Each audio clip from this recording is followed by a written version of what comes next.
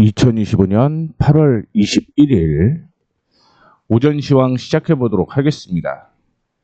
장 초반에 외국인 쪽에서 매도로 움직이는 모습이었는데 매도폭을 거의 다 축소를 했습니다.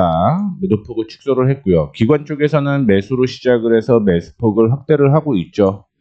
어제부터 기관 쪽은 매수가 이어지고 있는 모습인데요. 특히 금융투자 쪽에서 매수가 이어지게 되면서 시장의 방향을 바꾸고 있다는 거 참고를 해주시면 좋을 것 같습니다. 다음으로 코스닥 시장 확인해 보시게 되면요. 코스닥은 여전히 기관과 외국인이 동반 매도를 하고 있는 모습입니다.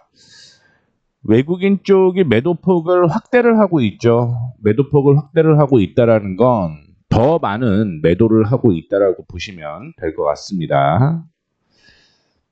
차트를 통해서 확인을 해 보도록 하겠습니다. 코스피 시장 어제 사실은 지지선을 이탈을 하게 되면서 긴장을 조금 많이 했습니다. 이중 천장이 형성되는 게 아닌가, 혹 헤드앤숄더가 형성이 될 수도 있겠다, 그런 걱정을 했었는데 일단은 반등이 나오고는 있습니다. 여기에서 깨지고 다시 한번 반등이 나오는 그런 모습인데 아직까지는 괜찮다라고 볼 수가 있을 것 같아요. 이전에 저항으로 형성이 되었던 3130포인트를 뛰어 올라가게 되면서 흐름은 나쁘지는 않다. 다만 거래량이 더 동반이 돼야 되는데 그 점이 없다라는 게 좀 아쉽다라고 볼 수 있을 것 같고요. 아직까지는 흐름이 완벽하게 잡히지는 않았어요. 한 번 더 하락을 하게 되면 그때는 조금 긴장을 더 해야 됩니다. 하지만 3130포인트 이탈하지 않으면 흐름 괜찮고요. 결국은 3100포인트 이탈하게 되면 비중 축소하는 정도로 대응을 하시면 될 것 같습니다. 왜냐하면 조정받을 때 3030포인트까지는 조정받을 가능성이 있거든요. 그렇기 때문에 비중 조절을 어떤 식으로 해야 되는 거냐, 3130%를 30포인트죠. 이탈하게 되면 조금 안 좋은데 3100포인트 이탈하게 되면 비중 축소, 3030포인트 이탈하게 되면 비중 한 번 더 축소하는 방향으로 진행을 하셔야 돼요. 앞서 언급을 해드렸던 대로 헤드앤숄더가 나올 가능성이 있기 때문에 아직까지는 리스크가 좀 있는 시기다라고 생각을 하시면 될 것 같습니다. 자, 코스닥도 어째 동일한 상황이었다라고 보시면 될 것 같습니다. 이전에 지지가 나왔던 포인트가 770포인트 부근이죠. 그런데 770포인트를 이탈을 하게 되면서 리스크가 커졌다라고 볼 수가 있을 것 같습니다. 지금 올라오고 있는 모습을 보여주고는 있는데 올라온다라고 하더라도 795포인트 위로 치고 올라갈 수 있을지 그 여부가 좀 중요할 것 같아요. 코스닥은 앞서 언급을 해드렸지만 기관과 외국인이 동반 매도를 하면서 눌리고 있는 상황이니만큼 올라갈지 여부 체크 한번 더 하셔야 된다라고 생각을 하시면 될 것 같고요. 종목별로 하나하나 확인을 해보도록 하겠습니다. 일단 삼성전자는 상승을 하고 있습니다. 특별한 이슈는 없었고요. 지금 미국 쪽에서 보면 AI 버블, 그 다음에 국내에서 노사 갈등, 노란봉투법이죠. 이런 악재가 있는 상황에서 미국의 알파벳은 또 스마트폰 만든다라는 얘기를 하고 있죠. 그래서 전방위적으로 좋지는 않은 상황이다라고 생각을 하시면 될 것 같습니다. 그래서 아직까지는 좋지는 않다, 이렇게 보고 있습니다. 다만 이제 하반기에 HBM의 수혜가 있다라고 보시면 될 것 같은데 엔비디아 콜 테스트가 지금 통과가 되고 있죠. 그 때문에 수혜가 있을 가능성은 있다라고 보고 있습니다. 오늘 그 이슈로 인해서 상승을 하고 있다라고 보시면 될 것 같아요. 참고로 어제 나왔던 뉴스이긴 했는데 말씀드렸던 대로 엔비디아 쪽으로 지금 납품을 하려고 콜 테스트를 했는데 통과를 했습니다. 시장이 좋았다라고 하면 아마 5% 이상 급등할 만한 요건이다라고 보고 있는데 그런 점이 없다라는 게 좀 아쉽기는 하고요. SK 하이닉스 역시 동일한 사항이죠. AI 모멘텀이 없죠. 거품론이 있기 때문에 거기에다가 지금 돈 많이 달라고 얘기를 하고 있죠. 그래서 최태원 회장이 아니 5,000%를 줘도 만족을 할 것 같냐 뭐 이런 얘기를 하기는 했는데 이게 노사 갈등에 대한 문제가 SK 하이닉스는 있다 보니까 약세가 이어지고 있다라고 보시면 될 것 같습니다. 삼성전기와 LG전자 약세가 이어지고 있는 모습인데 수급 확인해 보시게 되면 그래도 LG 디스플레이는 올라가기는 하네요. 삼성 디스플레이에서 ITC에 제소를 하게 되면서 BOE를 대상으로 승소를 했는데 효과는 미미할 것이다라는 얘기가 있고요. 카카오와 네이버는 기관과 외국인이 동반 매수하고 있는 모습을 보여주고 있습니다. 이 점 참고해 주시면 좋을 것 같고요. 포스코와 현대제철 상승을 하고 있는 모습인데 뭐 호재는 없습니다. 호재는 없고요. 지금까지 눌렸기 때문에 반등이 나온다라고 보고는 있는데 어제 현대제철이 지지선까지 이탈을 했다가 그 다음에 반등 나오는 모습이거든요. 그래서 지지를 살짝 동국이 아니라 현대제철이죠.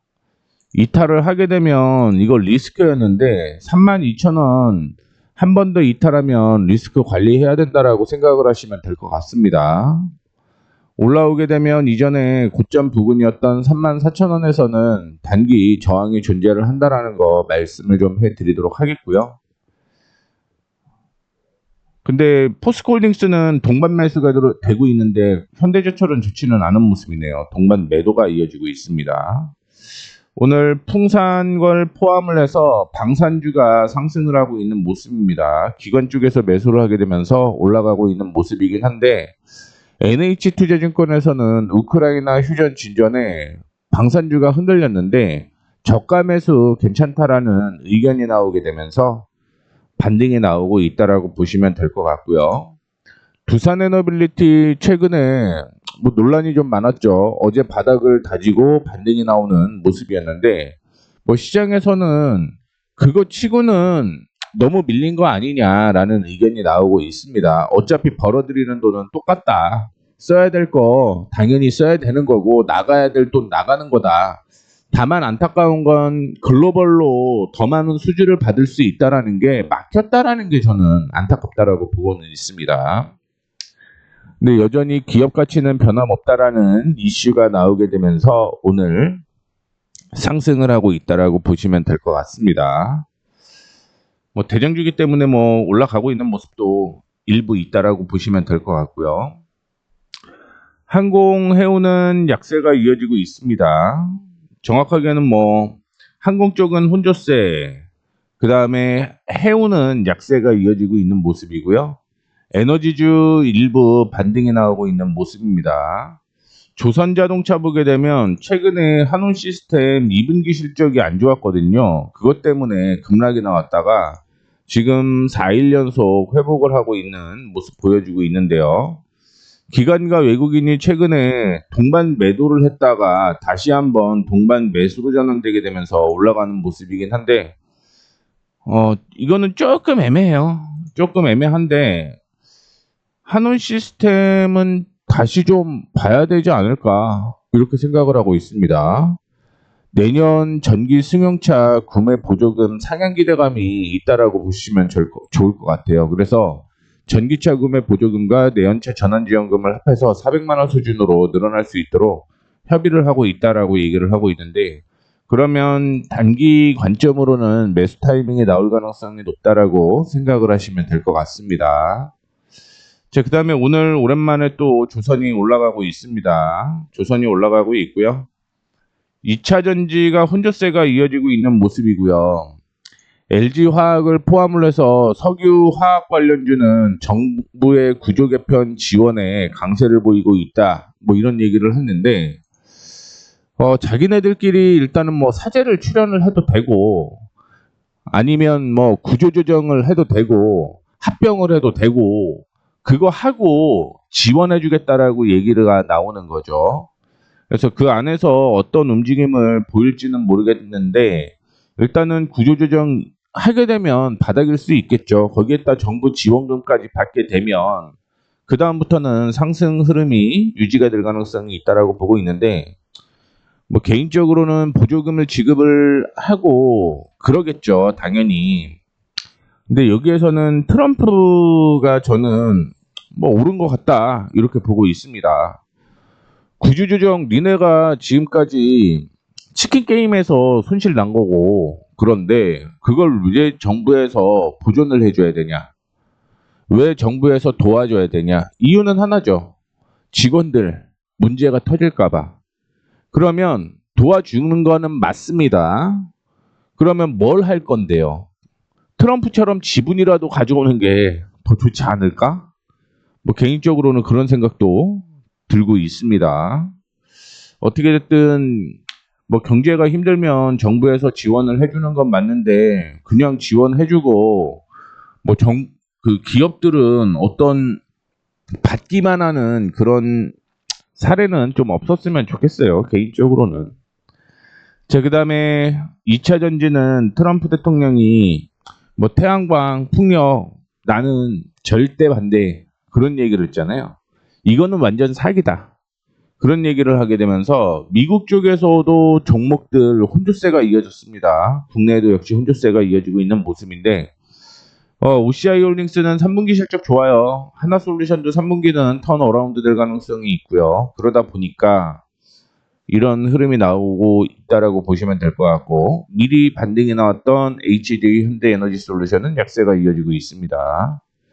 지주사 오랜만에 상승을 하고 있는 모습이고요. 은행, 증권, 보험 상승하고 있습니다. 그 다음에 건설주가 상승을 하고 있는데 뭐 이것도 역시 원전에 대한 악재 때문에 눌렸던 건설주 반등 나오고 있는 거라고 보시면 될 것 같고요. 유틸리티 역시 동일하다라고 생각을 하시면 될 것 같습니다. 어제가 거의 바닥일 가능성이 있다라고 볼 수가 있겠죠. 유통 음식료 상승을 하고 있고요. 제약주도 오늘 상승을 하고 있는 모습 보여주고 있습니다. 엔터주 상승을 하고 있는 모습인데 게임주는 혼조세 이어지고 있죠. 아직까지 독일의 게임스컴이 진행이 되고 있는 상황인데 여기에서 게임주도 한번 확 치고 올라갔으면 좋겠다라는 생각을 가지고 있습니다. 자, 코스닥으로 보게 되면 오전에 올라갔던 반도체 뭐 지금은 그렇게 좋지는 못하죠. 두산 테스나가 올라간 후에 조정을 좀 받아주고 있는데 아직까지는 반도체보다는 2차 전지 쪽이 먼저 상승 여력이 있다라고 생각을 하시면 될 것 같습니다. 제약바이오 혼조세 이어지고 있고요. 그나마 네이처셀이 5%대 상승을 하고 있는 모습인데 지금 줄기세포 치료제 개발에 난항을 겪고 있다라는 얘기가 있죠. 그래서 네이처셀은 조인트 스템 허가 제도 전에 실패를 했고요. 코아스템 캐몬도 역시 그 줄기세포 치료제를 만들려고 하고 있는데 임상 3상에서 유의한 의미가 발견되지 않았다. 뭐 이런 얘기가 있습니다. 그래서 최근에 신저가를 기록을 하고 있죠. 그나마 긍정적인 흐름이 나오는 건 제가 보기에는 비만 치료제에 대한 모멘텀이 있다라는 거, 그쪽 관련주는 그나마 살아날 가능성이 있다라고 보시면 될 것 같고요. 뭐 어느 순간에 또 코로나19 관련된 뉴스가 최근에 나오지 않는 모습인데 코로나19 관련주는 계속 체크를 하시면 좋겠습니다. 2차 전지 혼조세가 이어지고 있고요. 게임주 일부 상승을 하고 있습니다. 엔터주는 오늘 상승을 하지 못하는 모습이고요. 로봇 관련주는 혼조세가 이어지고 있고 자동차 상승, 결제 시스템, 소프트웨어 상승하고 있습니다. 5G도 상승을 하고 있고요. 오늘 화장품주 괜찮습니다. 화장품주 올라가고 있어요. 계속 확인해 보도록 하겠습니다. 칩셋 미디어가 오늘 미국의 프리미엄 스마트폰에 비디오 IP를 공급을 한다라는 얘기 때문에 급등이 나왔고요. 올라갔던 종목으로 코아시아가 상승을 하고 있는데 특별한 이슈는 없었다라고 보시면 될 것 같습니다. 2차 전지 자이글이 상승을 하고 있는데 그래도 2차 전지는 강세가 이어지고 있는 모습을 지속적으로 보여주고 있고요. 제넥신이 3% 올라가고 있는데 특별한 이슈는 없었습니다. 어제 대신 이슈가 있었죠. 네오이민텍에 28억 규모의 마일스톤을 청구를 했다라는 얘기가 있고요.